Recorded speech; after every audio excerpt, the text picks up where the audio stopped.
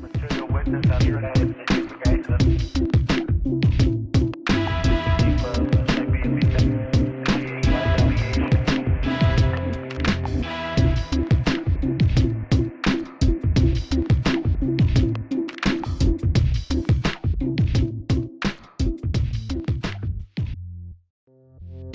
All right. Today we're here with Marco.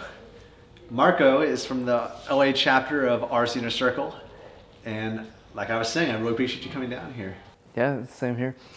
So the first question that I have for you is, I was watching some of the videos on your YouTube channel to get some inspiration to see what I could ask you, and I saw that you mentioned that you became an entrepreneur, not necessarily because you wanted to, it's just something that happened. You started designing websites at 16, and then at 18 you got into the finance game.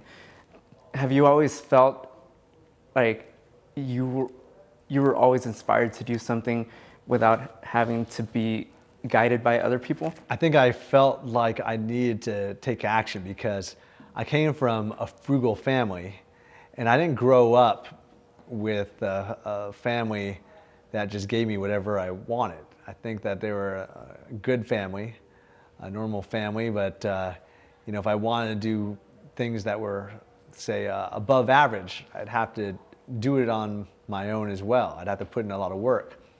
For example, the reason why I started creating websites for other people was because I wanted to get horse riding lessons. So I reached out to a guy who had a ranch, and I wanted to learn how to play horse polo. And he taught me how to ride horses, and gave me a place where I could take a mallet and swing at a ball on a horse. And when I was in boarding school, I had pass-me-down clothes. Even from my grandparents. I was the guy who was wearing suits from my grandparents, you know, and it wasn't the most stylish. So in order to get a unique jacket, I volunteered at a suit store, designed a website for them. Same thing with a nice shirt or what have you. So when I realized that there was opportunities out there for me to get involved with high finance or other things that give me access to things I didn't get on my own, I took advantage of those opportunities because I realized that if I wanted to do it, I'd have to take an out-of-the-box approach to action. And because that worked, I think that inspired an entrepreneurial spirit in me. If it failed, I might not have done that. Okay. Another thing related to that, I saw in one of the videos you mentioned that growing up, you grew up around people that boosted your self-esteem. You didn't have low self-esteem. My question to you is, did you ever, how did you react to people when they tried to bring you down, if you had any people? Oh no, I got, especially like in middle school and boarding school, I got a lot of bullying. And I did run into bullies when I was in elementary school. I think a lot of people have. So that's why I can appreciate movies that have shown negative ramifications of that, like a great TV show on Netflix, 13 Reasons Why. That's extremities of things. But, you know, I think that I always had self-confidence myself because I knew that I had above average skill sets in my academics in school. I was able to accomplish and push myself because I was doing these long distance running even when I was a kid and outlasting everyone and doing it faster and pushing the limits with my physical limitations as well as my mental limitations. And just seeing how far I could push myself and surprising myself personally allowed me to have, you know, that strong confidence in myself. It was also very useful to have a family that supported me. See, I always had this above average sense of entitlement because my grandmother and pretty much every authority in my family would tell me, you're the oldest son, you're the future, you're the leader of our family. And they would tell me that again and again, as if being the oldest son out of two brothers, you know, me and my younger brother, meant that I was somehow meant for greatness. But I did believe it very firmly. And I guess having a family that supports you also helped a lot. Now, I didn't really have, growing up, the massive amounts of close friends or people that I would hang out with all the time. I hung out with neighbors. I was like a normal person. Nowadays, though, I have definitely an above average size network of people I can hang out with bonds, genuine connections, and also bonds that are less powerful, more superficial surface connections. I found out I was able to turn a lot of those superficial connections into powerful connections. And those powerful connections I do have, I've made even more powerful. And I think that was important. Treat them like family. So I think that mindset of treating those people, giving everyone a shot to be a good person and to be someone that I view with value in my life has been a focus of mine. Even just random strangers, treating them that way. Yeah. And growing up, you say you didn't have a large social circle, but you did have a family that supported you. Well, most guys get into game for the sole purpose of having sex with a lot of girls. They don't really care about improving in any other area of their life. And most of them have the epiphany later on that there's more to game than just having sex and having all these girls. There's more to their self-improvement as a person. Is that a journey that you underwent before starting RSD? When I got first into RSD, it was because I would get super crushes on one particular girl. We call that one-itis, where you're so focused on a girl that doesn't want to be in a relationship with you and you want to have a relationship with her, that it's a disease, a mental handicap. I was that guy. And so I wanted to get into pickup to get a skill set, not because I wanted to hook up with lots of girls, because I believed that in order to get that one particular girl, you got to get good with girls, many girls, skill sets, understand social dynamics and skills, general attraction skills. And also that would allow me to also be better with that one particular girl. I think I was not in a sense of low self-esteem, but I think that I was in the sense that I'd understand attraction so much so that even girls that I really wanted to be with, like me, I wouldn't want to tell them that I liked them because I was in fear of rejection of a peer group who would tease me for being with the girl. Like, ha ha ha, you're with a girl, ha ha, like as a kid. That stuck with me from a kid to close to my late teens, and even stuck with me to the beginning of adulthood, that fear of rejection and being told on, you know? So dispelling that fear has been the biggest thing. Losing that fear allows you to accomplish anything. Talking about one-itis, when many dating coaches, they don't necessarily encourage marriage, but they're not against marriage. How did you view marriage as a dating coach? Well, I always thought, ever since I was very young, that if you get married to somebody, first and foremost, you should have the same values. Of course, you have to have physical and mental attraction as well. So those three things, if I didn't have them, I didn't want to be with a girl in any kind of long-term relationship. And once you're in that long-term relationship that has those three qualities, where you have that mutual attraction for mental and physical, and you have the same values, I felt like that's something I could live with for the rest of my life. You know, that's something that I could have my family with, keep that loyalty, if that loyalty is mutual. And so when you got married in 2012, how did people take it, seeing that you're the owner of one of the largest dating companies? Or even how my wife took it. My wife Googled me, and she never thought for the first months of us dating that it was going to be a serious relationship. She thought it was just going to be fun and games, and she would be like that. But she said she changed her mind on our third date because I took her on a date to meet my parents at the Playboy Mansion at a party I was hosting. And I told her that she was the first girl to meet my parents, and that, you know, on a date, you know, and I think that changed her opinion about me. I actually saw a video last night about when you talked about showing her your family at the Playboy Mansion, but I wasn't too sure if it was your family or your RSD family. No, it was I invited my parents and my brother to come to the Playboy Mansion for a black tie party, raising money for charity. So there's playmates, but they're all fully clothed. It was a really nice time. You know, we just took food, just mansion tours.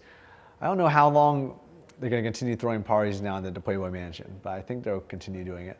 Yeah, rest in peace. Yeah. Yeah, that was a big deal. Especially since I worked for him when I was in college. I worked for the college marketing office for Playboy. And my goal was to find photo shoots and venues for the girls of the Big Ten. And I went from Wisconsin to Chicago and other places finding photo shoots and helping to organize parties to promote Playboy. I also got to participate in interviews for girls be models. Oh, wow. And I remember my favorite question was to this Asian girl. And she got the job.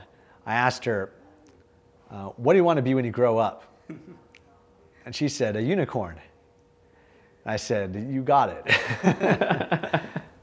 Yeah, I just thought that was weird. I think I was a weirdo. And so when I met other weirdos, I appreciated their weirdness. My friend Tony Hsieh, he's the founder of Zappos, which is a multi-billion-dollar company. He's a Vegas local like me. He says that he prefers hanging out with weird people. I think that's another way of saying interesting people. Yeah, there's always something interesting to talk about when you hang out with people like you, right?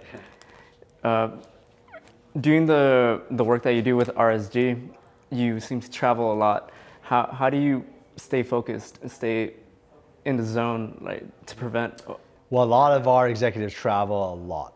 I mean, I don't feel like I travel anywhere near as much as our guys. I mean, this month I will go to LA multiple times. I'll go to New York. I used to travel a lot more. I mean, I used to travel almost every day. So yeah, I mean, there's a lot of travel. So I mean, I feel like I'm able to stay focused. A lot of the reason why I have remote teams is because I was remote. And as I settle down more and more, my teams settle down more and more. I think humans adapt to their environment, and the people they surround themselves with will mirror and match their lifestyle and who they are. That's why I think so many people volunteer and intern with us and get success. Many of the people that have interned with us now have their own multi-million-dollar companies. Many of them are internet-based. Many people who have volunteered for instructors have become amazing with women. And I think that you really just model the good behaviors of those people that you surround yourself with. Okay. So let's ask you some more leisure-like questions. What are the top 5 books that have had the most impact on your life or your point of views? Well, you've heard me talk to some of your friends about some of them, so let me think about some of the books that I haven't mentioned. One of them is Traction, which is a book about creating an entrepreneurial system. And I liked it because it talked about metrics and numbers and suspenses and goals. And it kind of talked about the how to do as opposed to so many autobiographies. I mean, I've read inspiring autobiographies like Losing My Virginity by Richard Branson. And that was super inspiring to me. That was a good one. You read it too, yeah. So, I mean, I read a lot of those. I read the autobiography of DuPont and William Randolph Hearst. And it's cool, it's just that it doesn't talk about the how-to. And as a how-to kind of guy, that's kind of my thing. Now, most of the reading I do nowadays is actually things that I find fascinating that other people find scary or boring. Like a book that I read recently was 1,000+ pages called The Media of the Constitution, the Fifth Estate, about the constitutional law. Now, most people don't find it interesting. I do, because I think that a lot of the legal battles I've fought, I've spent 6 figures in constitutional legal battles about what can and cannot be said in the press about our brand. A lot of things are done behind the scenes that you don't see. And so I have to read a lot of business books, legal books, books about marketing, internet marketing. One of them, Insider Secrets to Internet Marketing by Corey Wheeler, one of my mentors. Kind of like my internet marketing Bible. But I like also fictional stories that are inspiring. One of them was called The Power of One, about a kid in South Africa who was a boxer, and he just believed in himself against all odds. He was a victim of bullying and survived, and became a leader. as an adult. An amazing guy who helped fight against apartheid. I read the autobiography of Nelson Mandela. That was inspiring also, because I read that while I was in South Africa. And I was hanging out with Nelson Mandela's friends. Oh, wow. And the guy who ended apartheid, President J.W. de Klerk, former president of South Africa, I got to have dinner with him. Me and Tyler had dinner with him. That must have been a really good experience. Yeah, I got to interview him too. Wow. Usually people say, oh, I don't have anything interesting to read. And sometimes you're forced to look into certain types of books because of the situations that you're in life, right? The book that was 1,000 pages and it talked about law and the stuff that you can or cannot say in the press. You also mentioned in a video about the importance of state control. When the whole scandal with Julian happened, how did you stay focused and calm? Well, I was very, very, very, very angry. And it happened while I was on vacation with my wife in Asia. Well, the main part is, I would say, it started with the release of a video while I was in the Caribbean. But when I was in Asia, our bank accounts got frozen because they thought we were a global terrorist organization teaching thousands of people how to rape rape women in hotel rooms who pay thousands of dollars, hundreds of thousands of men at a time. And it obviously sounds fictitious because it was. This organization does not exist. But I guess the media thought it'd be really cool to expose this organization to get clicks. Now, I was super upset. I lost faith in society because I was like, if the world actually believes this world has some problems. So I picked up golf as a stress release tool. You know, a lot of people meditate. I was playing golf every day, 7 days a week, 18 holes, 4 to 6 hours a day. And I kind of got disengaged with the core business and focused on other things. When I was focusing on was getting our finances, obviously, so we could survive.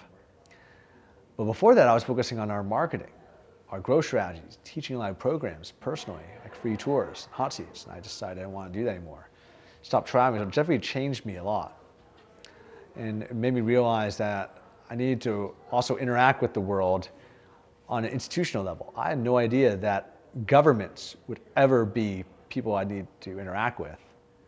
You know, when I was in Singapore, I got detained by the Singapore government and sent to a detention facility with my wife, forced to watch reruns of Harry Potter until I could get out of the country and go to Moscow.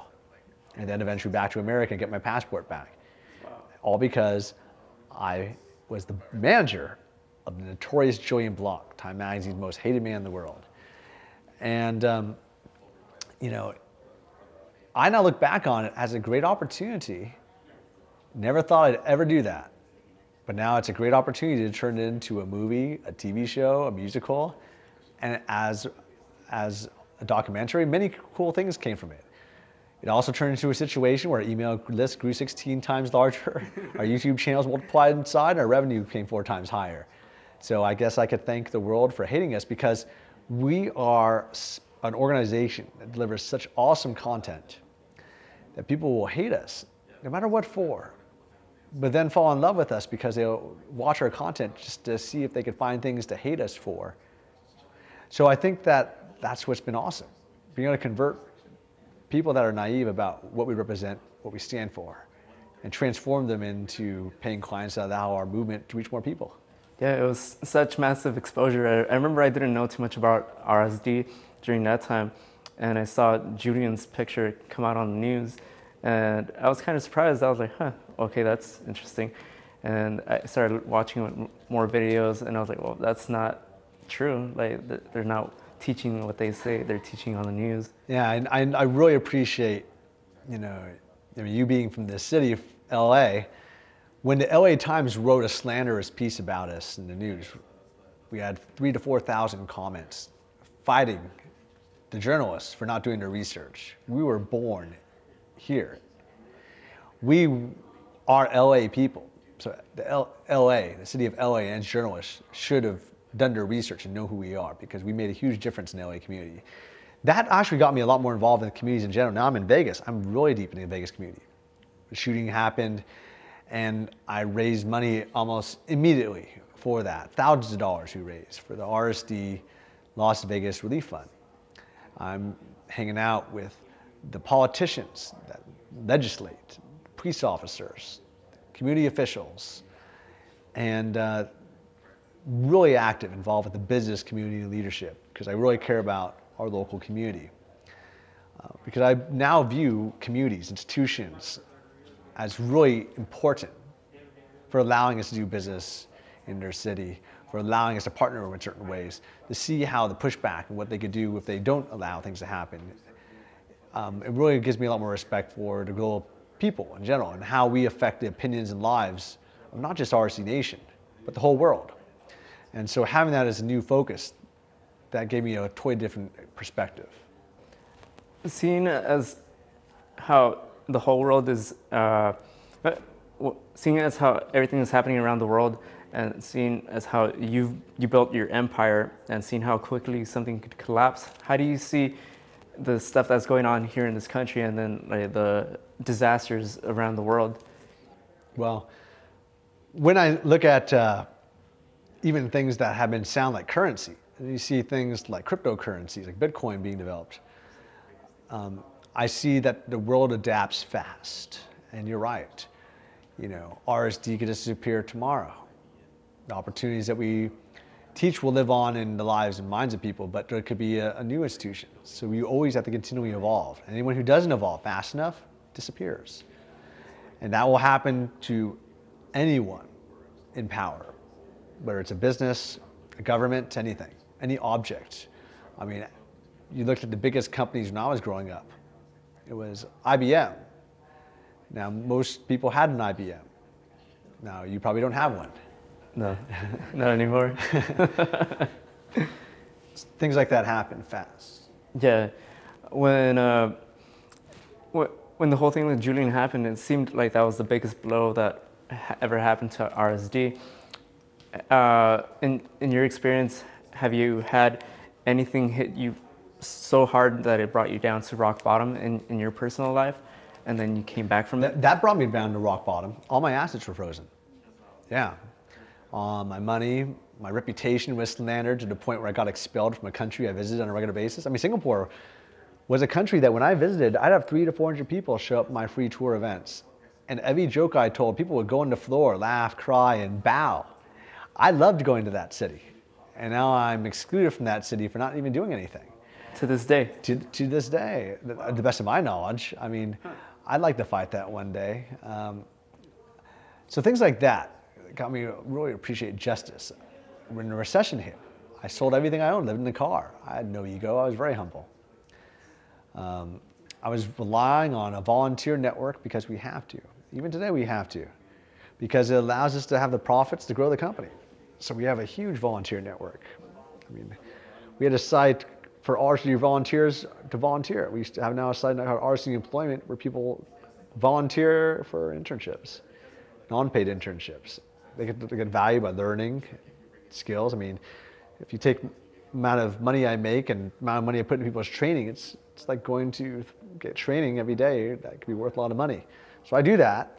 People who volunteer or work with Tyler, they definitely will go through that self-actualization process. Like, learn a lot of things that they wouldn't have learned from a boot camp too. So I mean, it's kind of cool. You grow up fast when you hit those challenges and you survive. You know. You brought up a good point. I see a lot of people who become millionaires, billionaires, and they say, "Oh, I didn't go to college. I didn't have to go to college."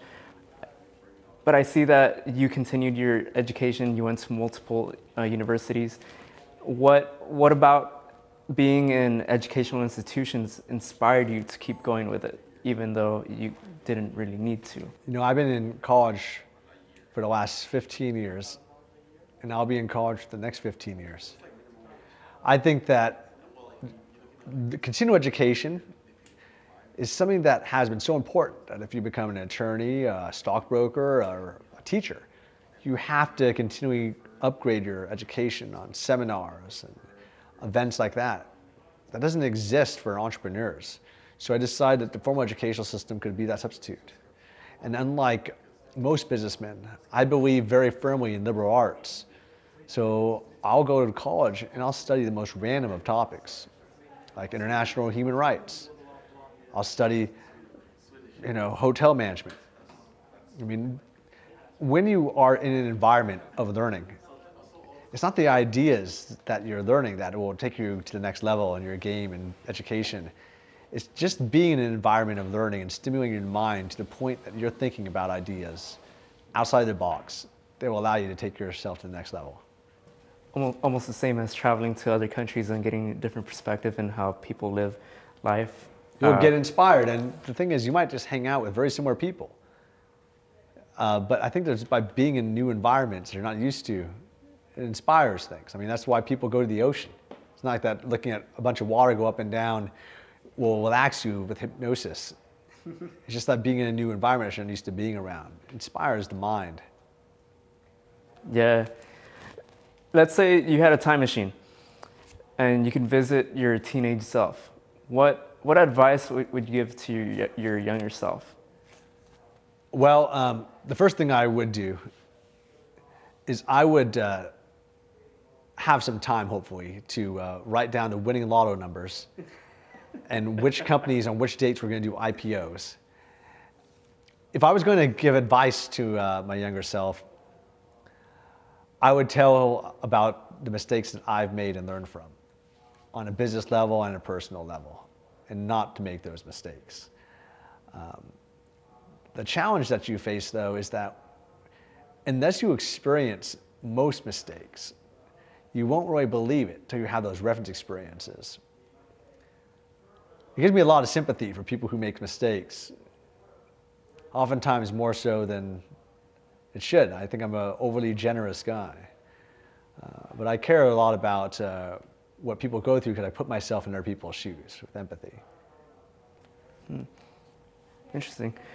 If there was only one piece of advice that you could give to anybody, no matter what field they would be in, whether it's entertainment, lifestyle coaching, or being a doctor, what would it be? It reminds me instantly of this TV show Heroes, where the main bad guy in one of the sequels gets sent to a dimension. And in that dimension, it was a recreation of New York. It's just that New York had no people in it. And this guy had the power to speed up time. So this guy was stuck in this dimension and sped up and lived forever. And he sped up time thousands of years. And then he went and visited this guy. And they were mortal enemies. And he was just so happy to see him and wanted to hang out with him. And that just reminded me about something that I believe in, which is the relationships and the people in your life are so important for your physical, mental, and emotional well-being that developing a powerful network, a community, people that you trust, respect, that love you, care about you, that's probably the most important thing you can develop. And I think that's the reason why people will say that it's the people you are with on your deathbed that you'll remember, not the accomplishments that you did. Wow. Okay. All right. So for my final question, if you could have any conversation with anybody that inspired you in your personal life, business life, whether living or dead, who would you want to be talking to? It would be my grandparents. I think it would be my family, because they have insights that now that I'm much older, I mean, they died when I was much younger, there's things in my life that I'll be facing that I would be curious about how they face similar challenges. Now, I'm lucky because I still have my parents. I could have similar conversations with them. It's just that when you're with your parents, you're so used to them telling you what you should and shouldn't do. And sometimes you don't want to ask for advice. My grandparents are a little bit more removed, and also because I lost them, I could appreciate their advice on a different level. I'd be really curious about things like parenthood or decisions they made about health or business. Things like that would be really cool to me. That'd be really special. Sounds like you had a really strong connection with your grandparents. I did. Yeah, they took care of me instead of babysitters. Oh, okay. Yeah. remember when I was a kid, I'd stay at my father's parents' house, and I would sneak out the window and go to the strip club. More importantly, though, they taught me all sorts of cool things. They taught me how to play cards. No, my grandparents, they cared about me. We'd have family dinners multiple times every week. We had a great community. There was always an amount of love and respect and reminders of how much they loved and cared about me. And it gave me a strong feeling of support. And they would always willingly and desperately want to share their life experiences. I think that's a really valuable thing. I think that's also why I appreciate us sharing so much of our life experiences, helping other people too. I know how important it is for everyone else. Okay.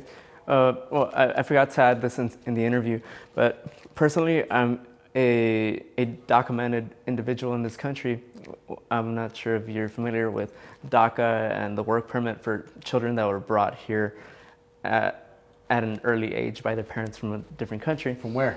I was brought from Mexico at age 3, and I didn't get my work permit until about 23. So wow. yeah, it's amazing. I grew up going to high school kind of with that thought in the back of my head of like, okay, when I graduate, I'm not necessarily going to be able to get a job legally in this country.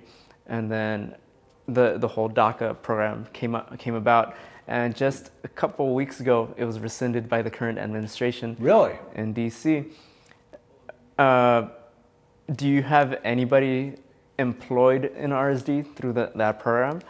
That they have the work permit? I've never heard of the DACA program. That's something that I've never heard of.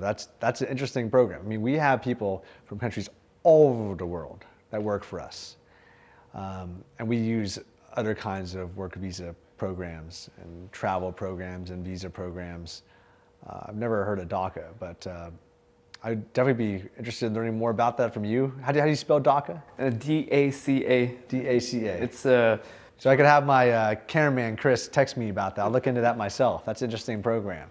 Yeah, I'm always interested in those kind of things, because I have friends from all over the world, including Mexico or Latin America, throughout Latin America, that have similar issues. And I love how America brings in amazing talent, people who want to contribute to this community from all over the world. I really appreciate a global environment that America has, multi-cultures. Yeah, the way the media portrays everything, people are quick to make snap judgments about people who have different ideals, people who came here from different places. And it seems like people who have work permits or aren't here by the usual means get a bad rap. And I see a lot of people personally that have work permits, they're here with visas and they want to contribute to the country. How do you see that? When I was at Hamilton, I remember one of the phrases was when Hamilton says, "Immigrants, we get the job done," and then the whole crowd just cheers, because New York is a melting pot. I personally come from California, and it's also a melting pot. And so I never understood racism. It wasn't until I went to boarding school and I was hanging out with people from the South that I didn't even think racism existed. So I mean, to me, it's a weird concept to have people that dislike people from other cultures or what have you. It's a weird concept to me. I think it's something that people kind of inherit from their parents. I mean, people inherit their parents' beliefs, and sometimes it's the wrong ones. It happens. Yeah.